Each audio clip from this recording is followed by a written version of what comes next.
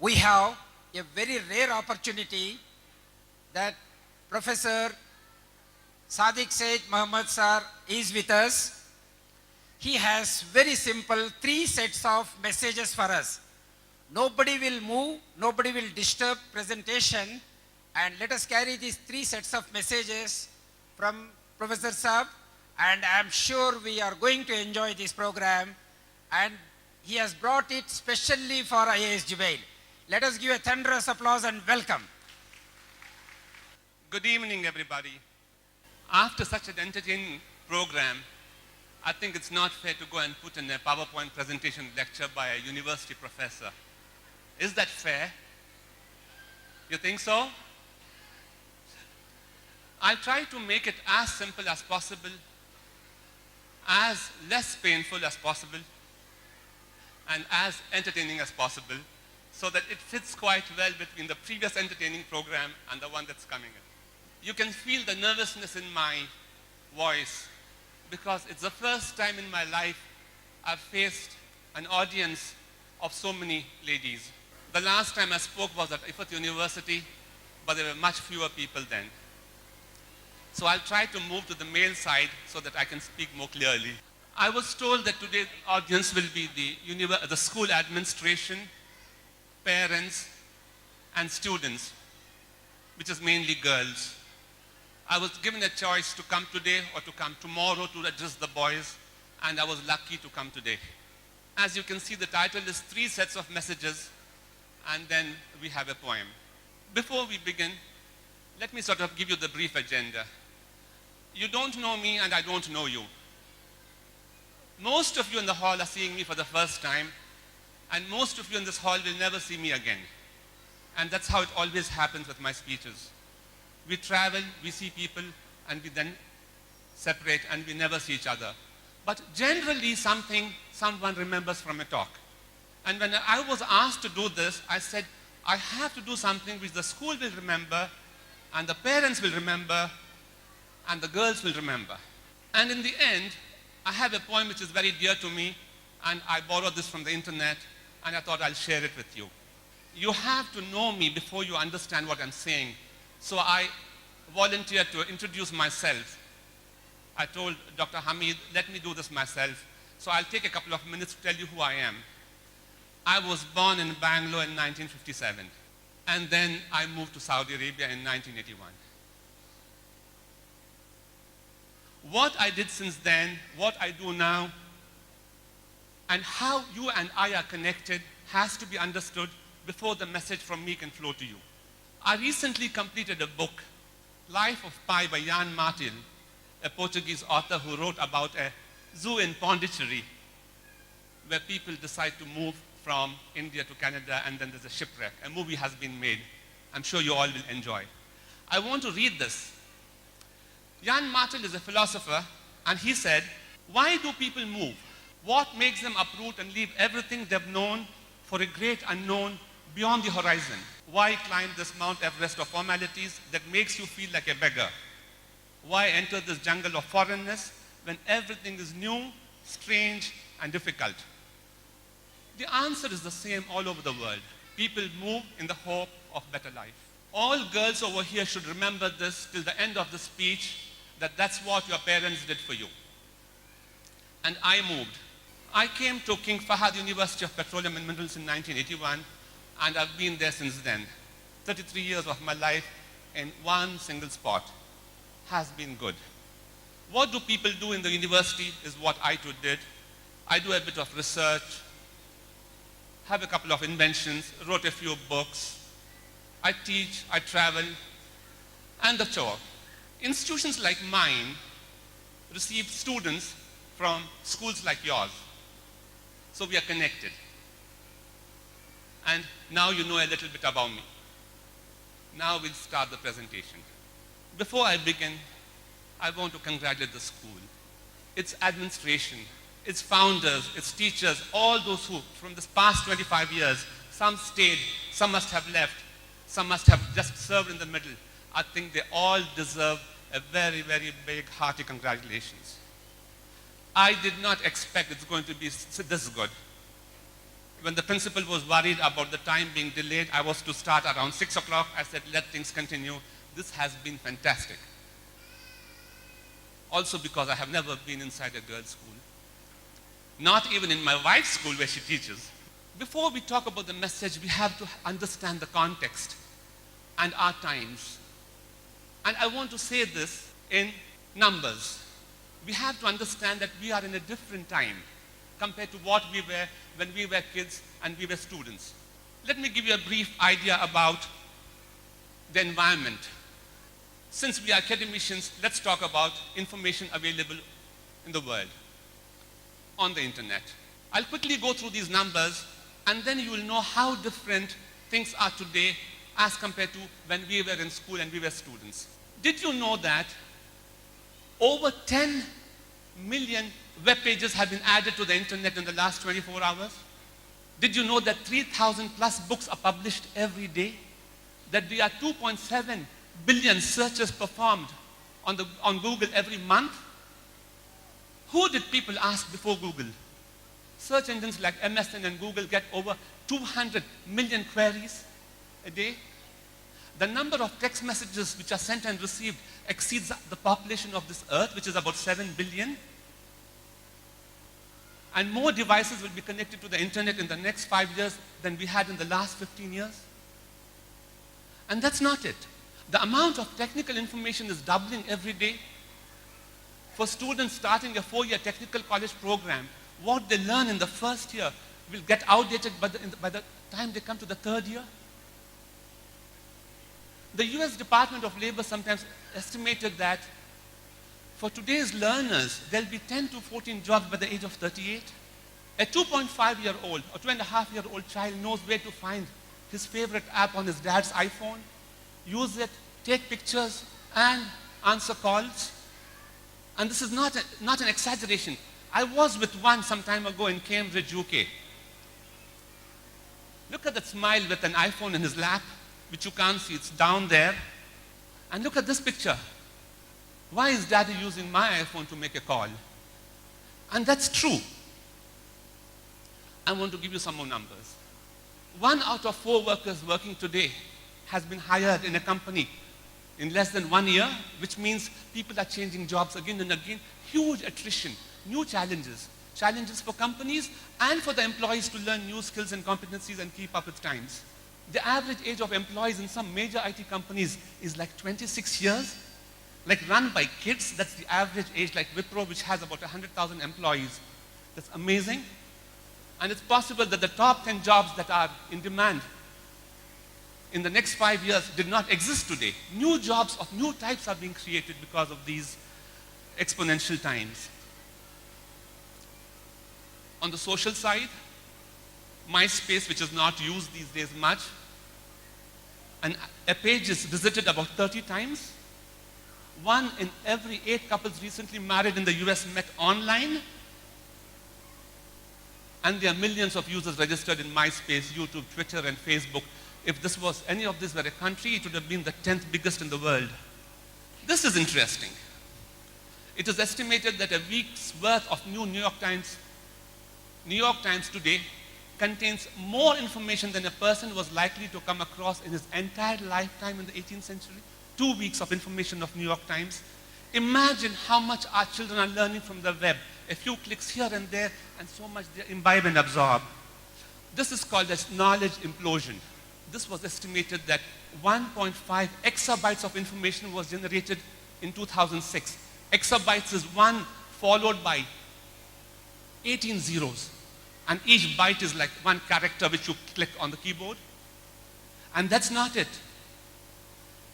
What was generated in 2006 was more than what was generated in 5,000 years ago, all put together, which is more than 3 million times the information in all the books ever written.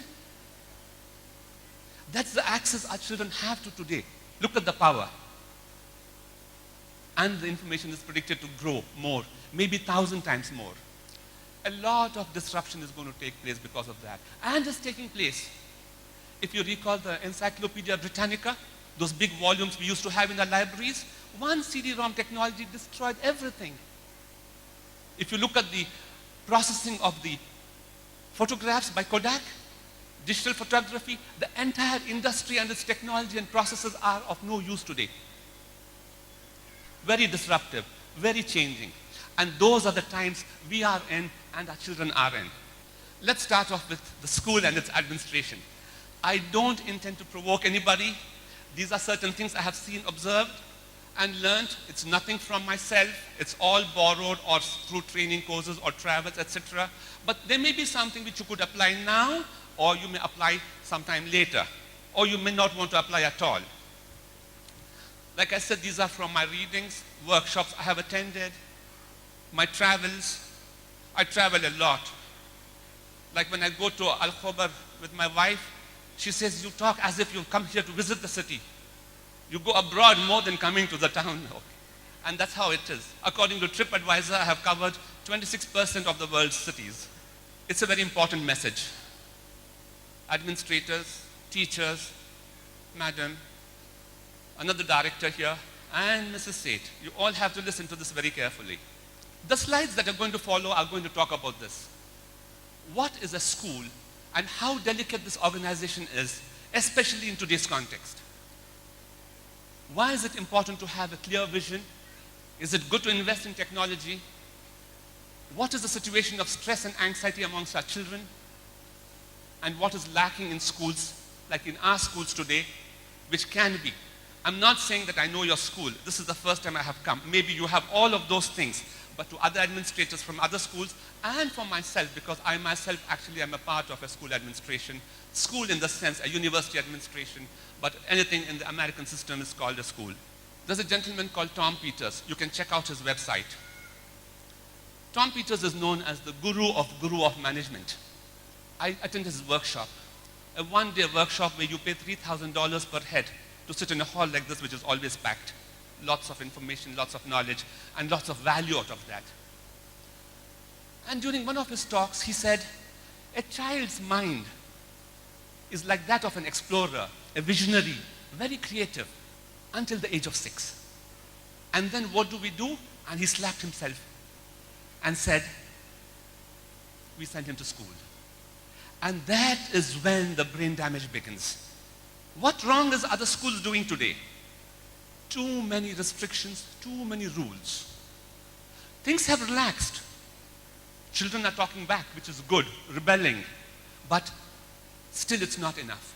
There is a disease called as paradigm paralysis. Paradigm is what? Think of a rectangle and you have to stay in that boundary. You have boundaries. And inside that are rules. You cannot break those rules. You cannot bend those rules. Schools are suffering from paradigm paralysis. I'll give you an example. If you recall, when we were kids, 7th grade, 8th grade in school, Daddy would give us a nice thick steel watch as a gift, quite heavy, and we would wear it. It was a handicap, but we never agreed, and we enjoyed it. That was the old watch, Swiss made. In India, if you recall, watch and Swiss made were more or less like synonyms. A couple of scientists in Switzerland invented a new watch called as the quartz watch. Electronic with a small battery, a small crystal, very light in weight, and they took it to their masters and said, sir, we have a new invention, as accurate as yours, but 1/20th the weight, and it's very cheap. The masters picked up, the Swiss masters, and said, no, this will not do. It has to be heavy, it has to have wheels, it has to have something inside. Only then people will buy.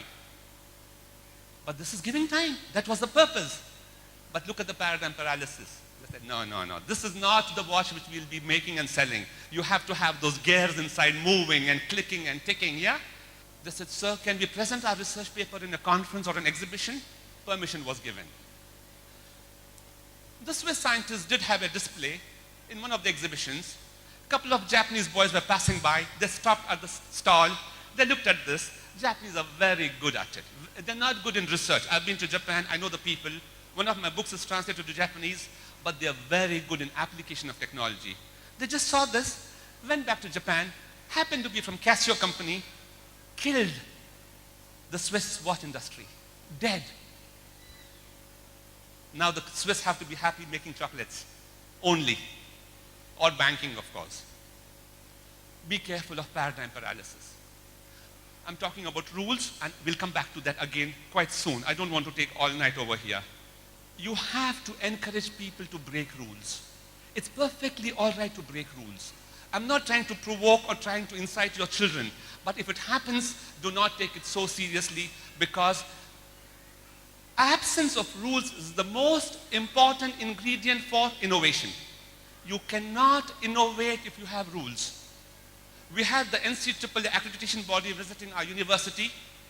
On the first page, we say we foster innovation, and then we gave them 1,000 pages of documents full of rules. The first comment they made was, you're talking about innovation on the first page? That will never happen unless you remove the next 1,000 pages of rules. It will never happen. Keep that in mind. Just an idea about what's happening in technology, because I'm from the IT. Just one slide. Be ready to adopt. Like in our university, we have what we call as the campus of the future. Just to give you a slight idea, now we have a fiber optic wire over which you can pump data equivalent to 1,900 CDs in 1 second. Or on one single wire, 150 people can make a telephone call simultaneously. That is what is coming. You cannot imagine where we are going. Nobody can. Even I saw the Vision 2020 of Microsoft, I thought that was very limited. Things are going to change a lot in the coming days. The first important thing about schools is you have to have high-level goals and a vision. And it should be big. And I want to give you a couple of examples. The first is the vision of John F. Kennedy, 1961, when he became a president and had to compete with the cosmonauts and the Soviet Union space program. He was young, he didn't do his term, he was martyred, as you know. 1961, he came to NASA and gave a speech and said, I believe or not, yeah, and then he said, let me read from the middle. Before this decade is out, he put a time. What did they have to achieve? Of landing a man on the moon. Very clear. And didn't stop over there. And returning him safely back to Earth. Very crisp, very clear. But what is interesting over here, which I liked, it was also very accurate, and a lot of thinking has been put into that. It's just not that they sat and wrote on something, let's go to moon and come back, guys. No, no. Look at it, and then you will see that thinking is really, really important. But what is also interesting is that they had the buy-in of all the stakeholders. And there is a very famous story which I should read to you. John F. Kennedy once, in those days of course, visited NASA in Florida, Cape Canaveral. We've been there. Yeah? And then what happened?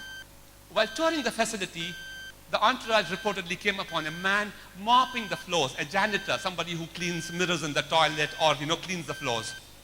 And the president was a kind fellow, as we all know. He stopped and said, he shook hands with the man and asked him, what do you do at NASA? And the janitor proudly addressed the young president by saying, sir, I am helping to put a man on the moon. That was the buy-in that all employees of NASA had for the program and for the vision of the president. Which means what? The administration has to put a lot of effort with the stakeholders to have their buy-in. And if you do not do that, then you cannot accomplish big things, which I will allude to a little later. Another example of the vision. We worked on the National Higher Education Program for Saudi Arabia called AFAQ. I was one of the members. And we were studying the visions of other universities, other countries. And in Singapore, look at this. Beautiful. 4 words. The national vision of Singapore for the Ministry of Education. Thinking schools, learning nation. Like lifelong learning for people. Included in that. Continuous development included in that. Not just memorizing things included in that. Thinking schools, learning nations. Now the word thinking brings me to another point. Thinking. You've got to encourage all your stakeholders to think and come to you and convey to you what they think. Just like Tom Peters, I was also sent to another workshop by a gentleman called as Brian Tracy. Brian Tracy has written a very famous book called Eat the Frog. You must read the book. It's amazing. Okay? Simply, he has done so many things. People asked him, how have you been so efficient? And Brian Tracy said, every day I write down a list of things I should do. And the first thing I do is the thing that is most difficult or what I hate most. And that's what he referred to as eat the frog. Prioritize them and get rid of them. Somebody asked him, what if there are two frogs? He said, eat the uglier of the two first. I want to tell you something about this workshop because I spent, or my university spent, about $700 per participant, and it's related to thinking. Brian Tracy gave us a beautiful workshop. He gave us each a sheet of paper and said, write down 10 things which you want to accomplish this year. 10 things that you want to accomplish this year. So we are given a pencil, a piece of paper, and now all of us are scratching our heads to think. It's not easy. And that's when you will feel how difficult it is to think and write down, and what is the power of thinking. Anyway, with great difficulty, because we had paid money and we had the time and we had to participate, each one of us did something. Now he said, put that in an envelope, seal the envelope, and write the date on that, 30th January 2014. And hide the envelope away. 1 year later, you got to open the envelope, take a pen, and tick all the things that have been accomplished. And Brian Tracy said, 8 out of the 10 things you would have accomplished. You will feel sad. Not because of the 2 things you did not accomplish, but you will say, why didn't I think of 20? And that is how it works. That's exactly how it works. Of course, you have to write it down. There was a gentleman called Lee Iacocca, brilliant fellow. When I was a kid, actually, the Chrysler company in the US was going broke. It was in difficulties, and they brought this gentleman, and he turned the whole thing around. Beautiful quotes on the web, but one of those which I like is, he said, the discipline of writing things down is the first step to making it happen. So what's the message? Let people think, let them write down, let them come and openly communicate with you. And what you write, generally you will accomplish. A couple of more things, and then we'll close the school business. You've got to know that the children are going through a very terrible state of anxiety and stress. Nobody can debate this. It's beyond what they actually deserve. You have to focus on that. How can you reduce the anxiety of these beautiful children? Amazing children. I have never been so impressed by the performance, although I talked to you about my impression about the fantastic girls which are now getting empowered all over the world. And I have daughters, and I am married, and I have sisters. Amazing. And sad, and I can say this because I work in an all-male environment. Like I was telling one of our secretaries today, between my 2 foreign trips, I just saw 2 females, my wife and my daughter. And that's how it is, and so I can compare. You got to, the administration has to keep always working on this. Is there any anxiety, and can we do something to reduce that? Is there any stress? Is there any fear of examinations? Is there something which we can do? It's worth it. The second point is, try to make learning fun. Okay? A good definition of edutainment is, you have to make sure that you have the outcomes for learning, but see if you can introduce an element of fun in education. You've got to make your children love your school, and that I think there is. Looking at the participation over here, which was mind-boggling to me, okay? I haven't shaken or danced or clapped in my life, as you know, okay, to music and these moves. It was superb. They love the school. But every child, in case a holiday is declared on Facebook or on the news in the morning, must say, shucks, I'm losing something by not going to school today. That should be the goal. And of course, you have to have buy-in of all stakeholders, look into decentralization, because that can scale. You have to really grow big. You cannot centralize things, and that's what we are doing now, and all other good practices from other good schools. Like I said, madam, these are just some thoughts. And these are some things which we learned, and these are things which we are trying to some of these, to bring into our institutions. Parents, one of the biggest problems of children today. Let me not say much because I'm a parent too, but one thing I want to tell you is, one of the most important obligations you have is to give your children unconditional love. That is the only obligation. Nothing else is important. Acceptance of your kids the way they are, and love them most. Not if they perform well in school, not if they get admitted to IITs. Unconditional, just no strings attached. You have to remember this. And you have to be available and support their wildest of dreams, like Alisha. That was great. Modulate your expectations. Sometimes they do well, sometimes they don't. Sometimes they aim for something and sometimes they have changed, yeah? Things like that. Remember, the future is theirs. According to one philosopher, Khalil Gibran, he said, the future is theirs which you will not even see in your dreams. So give them your love, but not your thoughts. Give them your love, but not your thoughts. The future is theirs. And in the end, the kids will be fine. We all were kids. Our colleagues were kids. Our friends were kids. Our neighbors who we played with. And everything was fine in the end. Why put them through this undue stress and anxiety? Now, we may want them to become something, right? We may want our children to listen to us. He does not listen to us. He does not respect his father. He does not do what his father says. We have these issues. I don't know how many of you came to the Toastmaster function in Al-Khobar recently. There was a gentleman called Randy Harvey, 2004 world champion of Toastmasters. And he became a Dr. Randy Harvey. Fantastic speech, 6 minutes, was superb. And a couple of important things which he said, which I remember from that speech. He said, I am Dr.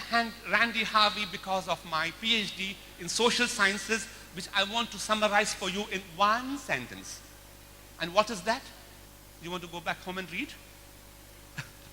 He said, teenagers tend to align with the senior most person who listens to them. All you have to do is just listen to your children. Just listen to your children. And if you speak the truth, they will learn the truth. If you are spiritual, they become spiritual. They align with you if you listen to them. The moment you stop and you start telling them what to do, that's when the trouble begins, once they start becoming teenagers. And they start rebelling. About rebellion, Harvey said, you should accept it. Because rebellion is a process by which teenagers get independence from their parents. If our kids don't rebel, we'll never let them go. And if they rebel, we'll wait until the age of 18. We say we are in an American system, kick them out, yeah? And they'll be fine. One more thing which I strongly believe is that every kid is gifted in some way or the other. It does not have to be what you want them to be. And the kids know that they are good at something and that they can use to contribute to their own happiness. And one more thing you've got to remember is, there has been a confusion when we were kids. What our parents taught us was that if we are successful, then we'll be happy. But what you should know is that if we are happy, then we'll be successful. And we have to be happy every day. And the parents have a big responsibility. And what is it to be successful? There's a poem at the end of this talk, after a couple of slides, on what is it to be successful. Girls. My favorite audience. I've been wasting my time talking to male folks all these days. Look at the attention over there and how they're listening. This is amazing. Remember I told you about movement from country to country and why people move? I hope the students are here. You've got to remember this. That one of the biggest sacrifices your parents made was that they moved. They moved for your happiness. And now they are here. But we are in different times. And things can be frustrating. Things can be frustrating in school. We have a very strange environment in the school. We have these 21st century kids being taught by 20th century teachers using 19th century methods. And now they have technology and YouTube at home. The teacher is scratching and writing on the board for hours to explain Newton's third law. Okay? And Arwa, with 2 clicks of YouTube, can teach better than her father who's a professor. Frustrating times. It's a big challenge. Because of this, I think the generation gap has increased. Between me and my father, we have 1 generation gap. Between me and my kid, I have 5 generations, 10 generations gap. Big gap. And things are changing. 21st century is different. It's really different. But is everything changing? Girls, Are there any students? Everybody looks more than 18 to the back. You have gained academic skills, but certain things are not changing. Certain things are not changing. Integrity, honesty, passion, dependability, reliability, attitude, hard work. These have been honorable in the 18th century and they'll be honorable ever after. I put hard work in bold over there. And let me talk to you about hard work. You have to be careful. There was a gentleman, Brian Dyson, who was the CEO of Coca-Cola Company, Atlanta, and he was invited to give a speech, just like a speech, okay? I'm taking 30 minutes, and he finished his whole speech in 30 seconds, and that became a famous 30-second speech on the internet. And this was about hard work. Let me read it. Beautiful speech. When they called him, and he was the CEO of Coca-Cola, they thought that he will talk about hard work, put 18 hours, career, success, etc. Brian said, imagine life as a game in which you are juggling some 5 balls in the air. You name them work, family, health, friends, and spirit. And you have to keep all of them in the air, juggling. You will soon understand that work is a rubber ball. If you drop it, it'll bounce back.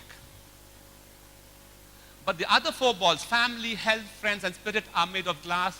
If you drop any of these, they will irrevocably scuffed, marked, nicked, damaged, or even shattered. They will never be the same. You must understand this while you strive for it. Which means what?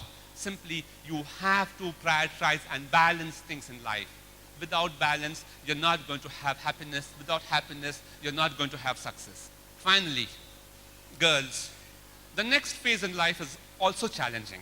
Some things you may want to hang on to, which generally girls give up after they finish school, may join a college. After they join college and finish college, they generally give up. 1, don't give up reading. Read every day. Half a page, 1 page, but read every day. Number 2, always ask this question, what is my purpose in life? Ask this question every day. What is my purpose in life? Is it only to get a degree and get a job and settle down and get married? Or have I been made for bigger things?